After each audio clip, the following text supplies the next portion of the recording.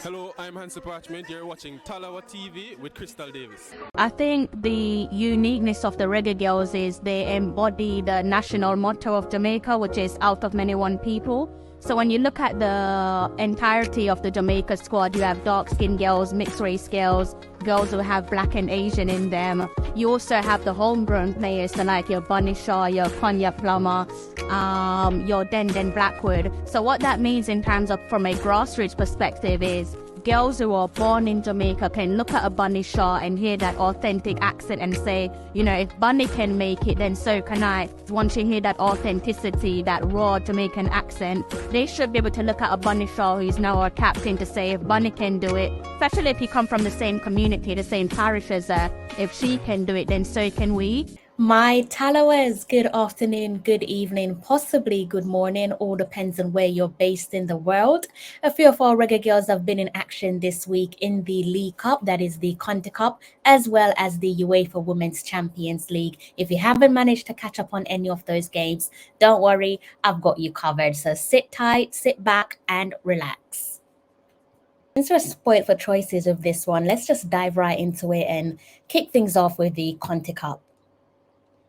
So, London City played host to Crystal Palace, as you can see on the screen right there in front of you, and some welcome news for all you Paige Bailey Gale fans. I have said in a couple of my last few live stream pertaining to the Reggae Girlz weekend of action, where we look at the matches played over the weekend for the Reggae Girlz and their respective clubs.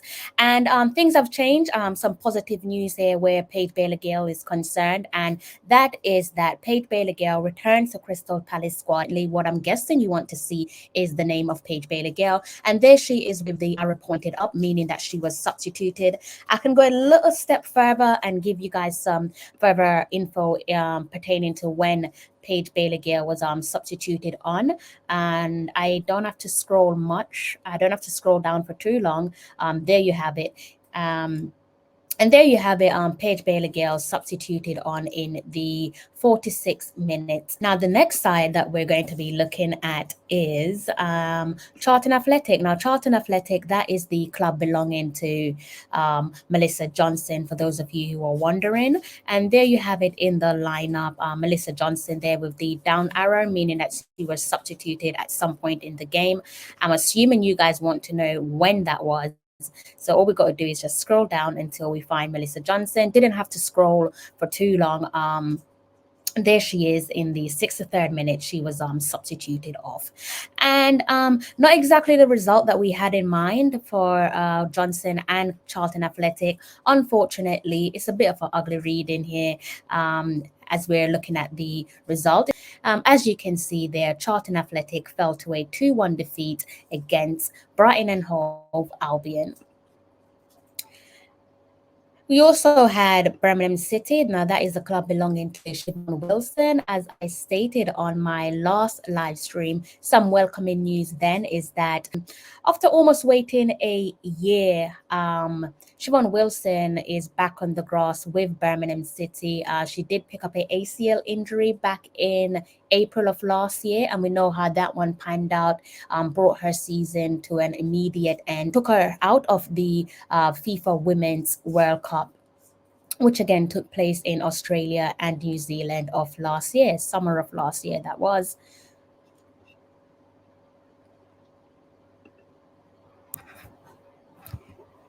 So here's how this one reads as it relates to Birmingham City. Still no Siobhan Wilson. As I said, she did return.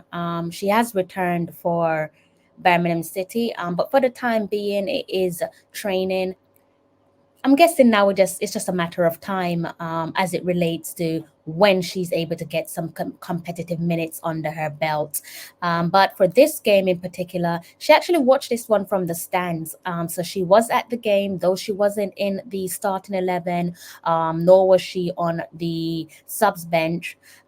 She was in the stands playing the role of the 12th man, cheering on her team, and good result in the end for Birmingham City. You can see there the results read for itself. Birmingham City, that is the club belonging to Siobhan Wilson, defeated West Ham United 2-1.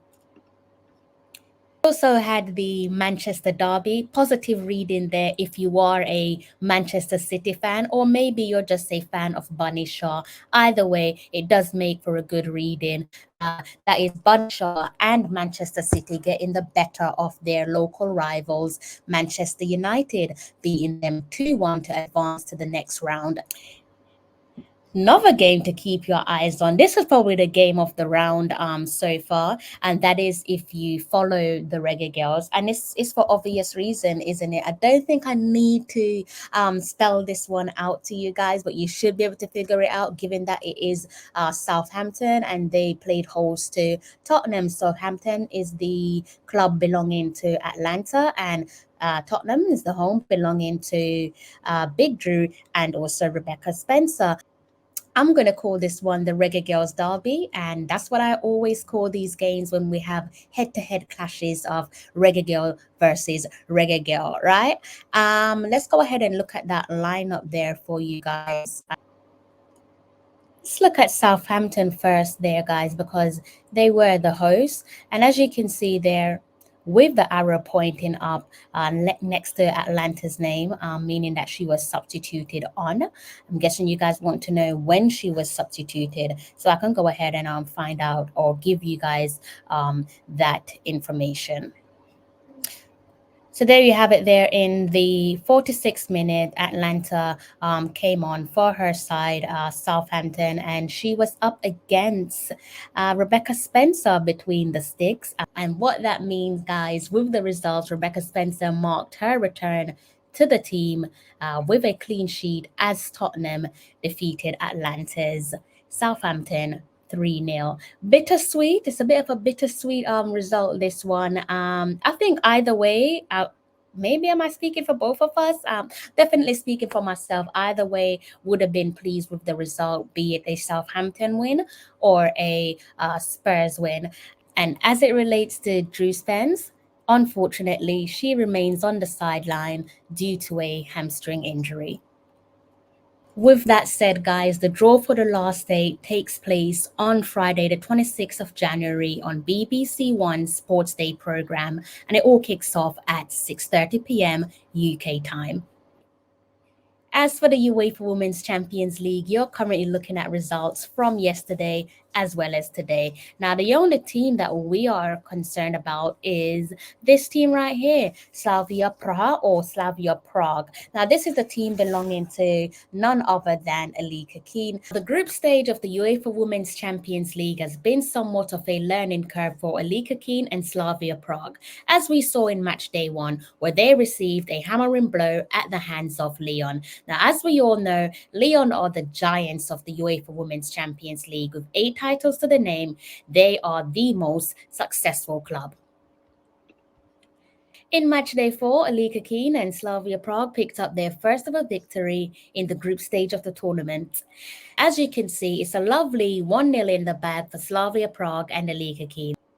If you want to follow Alika Keane and Slavia Prague, their final game in the group stage is scheduled to take place next Wednesday. That is Wednesday, the 31st of January. And the kickoff time is 5:45 p.m. UK. And as you can see, yes, you've guessed it, they have another match in store against the heavyweights, Lyon.